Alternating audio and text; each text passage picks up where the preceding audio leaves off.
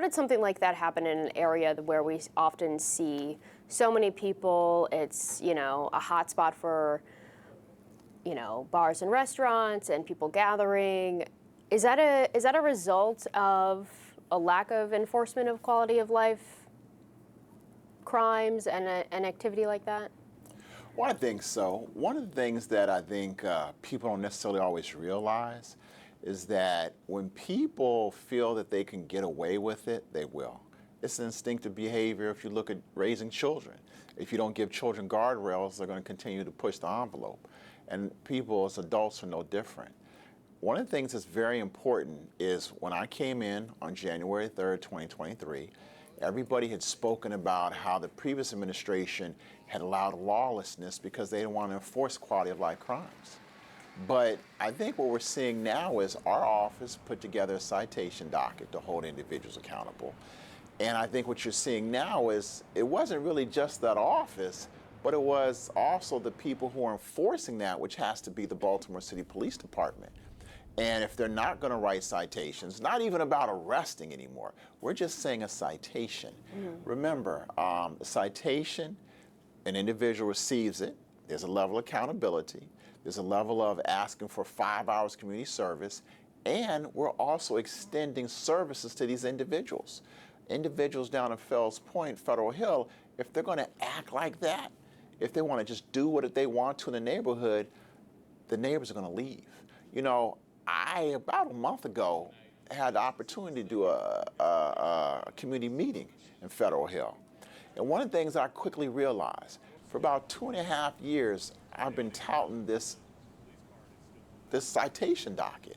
I gave every excuse in the book for the police department. They need time, they need training, all of that. They've had time, they've had training. I think recently the police department, when they were asked about the citation docket, they sent out a press release of their response, and I saw it. And it said they can't citation their way or arrest their way out of the quality of life crimes. I agree we're not going to arrest our way. But a citation, to say that, you're saying there's going to be no accountability. And when you tell people they can do what they want, you have incidents like you saw down at Federal Hill. Why do you believe the police department is not willing to write the citations? You know, I don't know. What I do know is I see the mayor say he's the boss, people do what he tells them to, and they're his police.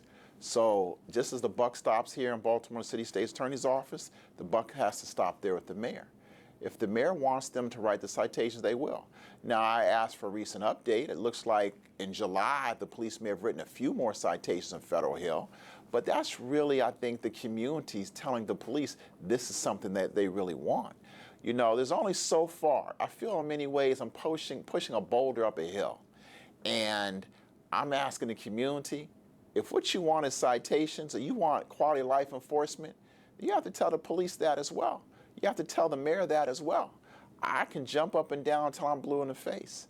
But the message is going to only be heard by the community. We put the citation docket in place. The police in Baltimore City have to write the citation. Look, the police department have been phenomenal partners with us. They really have, and we've done great work. However, you know, we need to do more. The community needs us to do more. And we've done so far so much together. Let's continue to work together and do more. Why are you so confident that the citation docket is the right approach to solving this issue? Well, one, we're not going to go back to mass incarceration and rush our way out of it. Number two, the consent decree doesn't allow for us to make all these arrests. So we have to do something.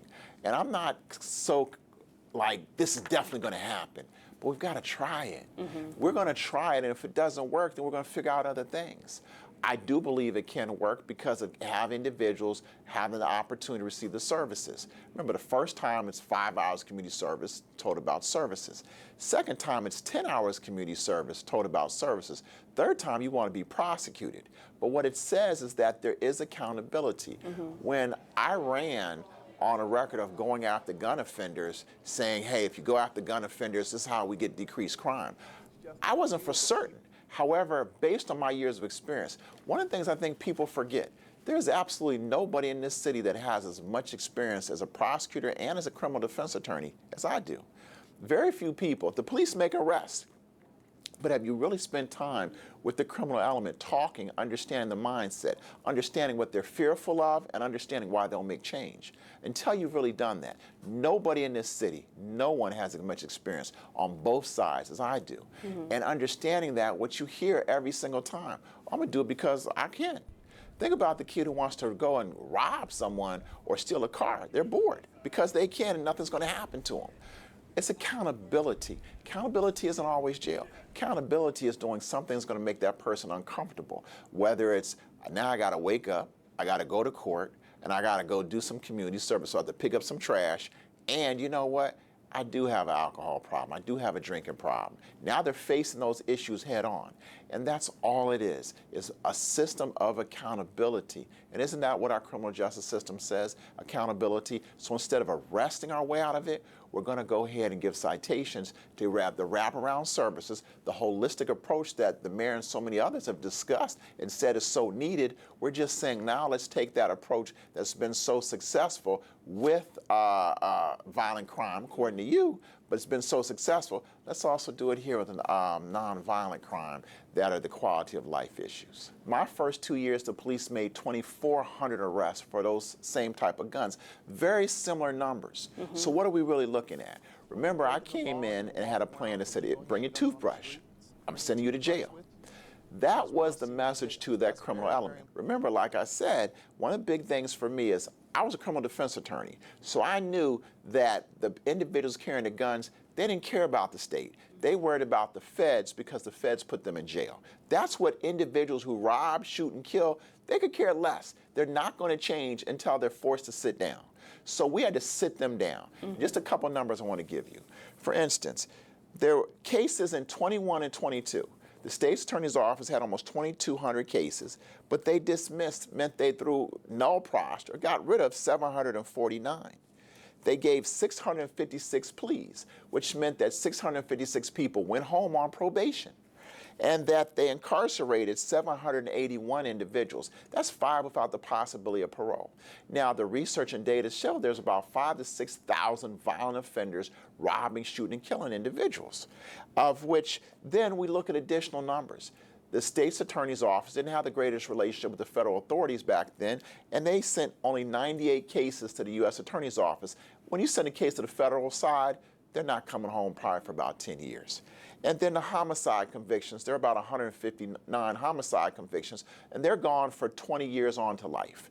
So in that 2-year span, they sent 1,038 individuals away to prison. And that's about 500 and some every year. Our first 2 years, out of the 2,400 cases, we only dismissed 475. That meant got rid of. And then pleas, we only gave 245 pleas, and that meant those individuals received probation. Not every person who has a gun, has a felony, we felt deserved to go to jail. Could be a person who had a felony 20 years earlier, is working, and has a gun in their house, and the police execute a search and seizure warrant, not for them, but God forbid, for their son or daughter. They find a gun. That's not the type of person we want to send to jail for 5 years without the possibility of parole. But in terms of the individuals who are carrying the guns, out of that 5,000 to 6,000, we sent 1,723 of those violent repeat offenders to jail. In terms of a federal case, we developed a better relationship with the U.S. Attorney's Office. My office and Eric Barron worked very closely together. We sent 135 individuals in 2 years to the federal side to be prosecuted. And the homicide division, in 2 years, they sent 271 individuals to prison for murder. We sent 2,129 individuals away. That's in a 2-year span. Since these numbers, we've sent another 500. So it works like this. 2,500 people, 2,600, 25 was rounded off, are now no longer on the streets shooting, robbing, and killing individuals.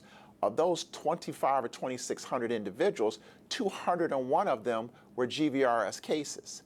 And what does that mean? That means that GVRS is working, but it's not the largest part. And I think it's important that people understand a couple of things. Number one, if an individual's in prison, they can't shoot. And one of the things prosecutors know, the defendant today is the victim tomorrow. So now we're saving lives because they're no longer on the streets to get shot, but we're also making sure they're held accountable. So the numbers would definitely drop because there's fewer individuals out there robbing and shooting and killing. So the numbers have to drop because they're the ones who are doing it. But also the other thing with the GVRS, it's group. And one thing that's important is the mayor's plan focused on groups. And it's important to note that when he came into office, the state's attorney's office didn't have the staff to do group cases. They didn't have the staff to do a wiretap. Remember, we recently did a 40-person wiretap. State's attorney's office didn't have that. We built that up. We've hired individuals who have that skill set. We also built out the MIU and our drug and gun divisions so we could support the mayor's vision that, they just didn't have the enforcement. Those were the cases being arrested and sent back home. And what we've been able to do for those 201 cases is send those individuals to jail. And that's how we're working collectively. But also I know this, individuals are not going to change unless you're forcing them to. And you're forcing them to because they're being held accountable. And when I look at this, people also ask, well, what else changed? It's partnership. If the most important aspect was partnership, and this is when I look at the attitude of the state's attorney's office. I think everybody will agree in 20, 21, 22, the criminal element was beating us up. We were being, as many words, punked. They could do whatever they wanted to and act with impunity. However, things changed. When we came in, when I said bring a toothbrush, I kind of look at, I love sports, so I love the Ravens. And we're the defense. And defense wins championships. And we became like looking at Ray Lewis, looking at Roquan Smith. They're the heart of the defense. We have to be the heart of the defense in terms of the state's attorney's office, in terms of whether they're working with the FBI, in terms of working with ATF, in terms of working with the U.S. Attorney's Office, in terms of working with the Sheriff's Office. We're the defense together jointly. But that heart, the state's attorney's office, it wasn't there. When we came in there, we had to smack the criminal element in the mouth and to say, either you get straight, put the guns down, or you're going to prison. And we've been able to do that. And doing that, that's why we've taken 2,500 violent repeat offenders off the street. And in doing that is one of the main reasons you see crime dropping. GVRS is an important role, but GVRS, we provide the teeth to make sure that it could have the bite to be successful.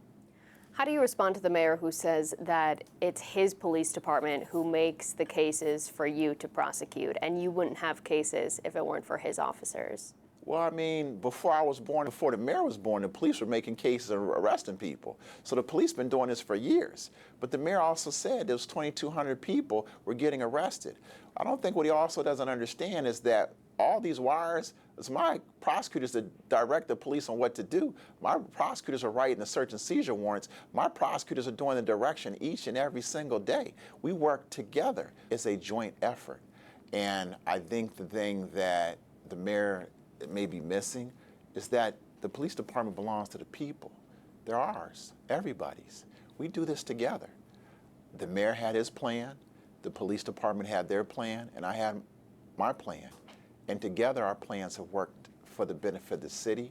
I don't really like when we're trying to take credit for this, take credit for that, because we did it together. That's why I use the analogy of the football team. The Ravens win Super Bowls together. The mayor said he's the quarterback. That's fine. But if you don't have a defense stopping people as well, we're never going to win. We're on the same team. And I suspect and hope that the mayor really understands that, because when he had a different teammate that he was standing next to, the previous state's attorney, they weren't winning too many games then. They had 350 murders, time after time. We're here together, working as a team, and that's just how I view it. I think also, when you look at the history of the city of when crime has gone down, I remember, I think, under State's Attorney Bernstein, if I'm not mistaken, it was 197 murders. There was no GVRS. Well, what were they doing? They were working in partnership with the police. They were working in partnership with the state's attorney's office, holding individuals accountable. My plans, they're not, I would love to say that Ivan Bates was so smart I came up with them on my own. But what we did is we looked and spoke to prosecutors such as Greg Bernstein. We spoke to former mayors such as Sheila Dixon. We looked and spoke to, Stephanie Rawlings Blake, her team, those types of individuals that had had success. And one of the things that we realized, because you also had Anthony Barksdale in the police department, where we realized holding violent offenders. Remember, Bill Feld used to say he was going after those violent offenders. And every time the murder rate went lower, because he didn't have the GVRS, it was focusing on repeat violent offenders, holding them accountable, sending them to jail, and removing them from the streets. And we've been able to do that. GVRS has been icing on the cake to allow us, I feel, to even do more, because now individuals are willing to take those services because those services are there now. When we had the homicides that were 300 plus for so many years, 8 years in a row, there was a different prosecutor in this office. There was. And GVRS was also there for almost 2.5 of those years. So the prosecutor, in so many ways, I look at it like a plug, an outlet. And so the outlet works, and you know that you need to turn on the lights. When you put the two together, then all of a sudden it moves together. And what we've been able to do as the state's attorney's office is reach out and be a partner, whether it is the U.S. attorney, whether it was ATF, whether it is the HIDA. I was chair of the board for HIDA for a while, Homeland Security, Baltimore Police Department, Sheriff's Department, Monsey. We've had to be that partner, that conduit to make everyone work together as one. We can't do this as one in our own separate silos. We can only be successful working together. The governor has provided resources to us to be successful. We all ran on specific chart. Remember, I'm elected on my own. I don't answer to anybody but the voters. I had a plan, and my plan detailed that I was going to go after violent repeat offenders and put them in jail. So this is before anybody talked about Monsey, GVRS, or anything. This was Ivan Bates's plan, and this is how I looked after speaking, consulting so many individuals that had this position and have been successful, not only in Baltimore City, but in other jurisdictions, talking to members of the Baltimore City Police Department, understanding what we needed to do to work together collaboratively. Bringing that plan together, working with everybody, that is how we've been successful.